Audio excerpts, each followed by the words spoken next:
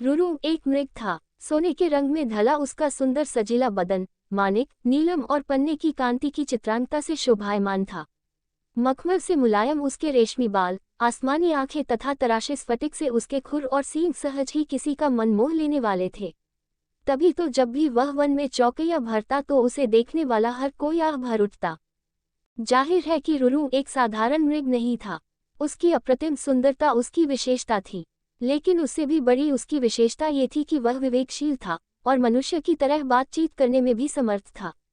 पूर्व जन्म के संस्कार से उसे ज्ञात था कि मनुष्य स्वभावत एक लोभी प्राणी है और लोभवश वह मानवीय करुणा का भी प्रतिकार करता आया है। फिर भी सभी प्राणियों के लिए उसकी करुणा प्रबल थी और मनुष्य उसके करुणा भाव के लिए कोई अपवाद नहीं था। यही करुणा रुरु की सबसे बड़ी विशिष्टता थी। एक दिन रुरु जब वन में स्वच्छंद विहार कर रहा था तो उसे किसी मनुष्य की चीत्कार सुनाई दी। अनुसरण करता हुआ जब वह घटनास्थल पर पहुंचा तो उसने वहां की पहाड़ी नदी की धारा में एक आदमी को बहता पाया। रुरु की करुणा सहज ही फूट पड़ी। वह तत्काल पानी में कूद पड़ा और डूबते व्यक्ति को अपने पैरों को पकड़ने की सलाह दी। डूबता व्यक्ति अपनी घबराहट में रुरु के पैरों को न पकड़ उसके ऊपर की सवार हो गया। नाजुक रुरु उसे झटक कर अलग कर सकता था, मगर उसने ऐसा नहीं किया। अपितु अनेक कठिनाइयों के बाद भी उस व्यक्ति को अपनी पीठ पर लाद बड़े संयम और मनोबल के साथ किनारे पर ला खड़ा किया। सुरक्षित आदमी ने जब रुरु को धन्यवाद देना चाहा तो रुरु ने उससे कहा, अगर तू सच में मुझे धन्यवाद देना चाहता है तो ये बात किसी को ही नहीं बताना कि तूने एक ऐसे मृग द्वारा पुनर्जीवन पाया है जो एक विशिष्ट स्वर्ण मृग है, क्योंकि तुम्हारी दुनिया के लोग जब मेरे अस्तित्व को जानेंगे तो वे निस्संदेह मेरा शिकार करना चाहेंगे। इस प्रकार उस मनुष्य को विदा कर रुरु पुनः अपने निवास स्थान को चला गया। कालांतर में उस राज्य की रानी को एक स्वप्न आया। उसने स्वप्न में रुरु साक्षात दर्शन कर लिए। रुरु की सुंदरता पर मुग्ध और हर सुंदर वस्तु को प्राप्त करने की तीव्र अभिलाषा से रुरु को अपने पास रखने की उसकी लालसा प्रबल हुई। तत्काल उसने राजा से रुरु को ढूंढ कर लाने का आग्रह किया। सत्ता में मद में चूर राजा उसकी याचना को ठुकरा नहीं सका।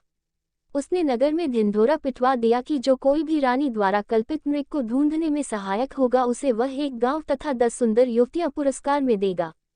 राजा के ढिंढोरे की आवाज उस व्यक्ति ने भी सुनी जिसे रुरु ने बचाया था। उस व्यक्ति को रुरु का निवास स्थान मालूम था। बिना एक क्षण गंवाए वह दौड़ता हुआ राजा के दरबार में पहुंचा। फिर हाँफते हुए उसने रुरु का सारा भेद राजा के सामने उगल डाला। राजा और उसके सिपाही उस व्यक्ति के साथ तत्काल उस वन में पहुंचे और रुरु के निवास स्थल को चारों ओर से घेर लिया। उनकी खुशी का ठिकाना न रहा जब उन्होंने रुरु को रानी की बताई छवि के बिल्कुल अनुरूप पाया। राजा ने तब धनुष साधा और रुरु उसके ठीक निशाने पर था।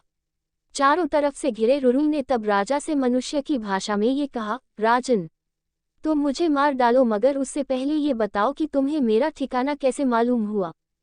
उत्तर में राजा ने अपने तीर को घुमाते हुए उस व्यक्ति के सामने रोक दिया जिसकी जान रुरु ने बचाई थी। रुरु के मुख से तभी यह वाक्य हठात फूट पड़ा, निकाल लो लकड़ी के कुंदे को पानी से, न निकालना कभी एक अकृतज्ञ इंसान को।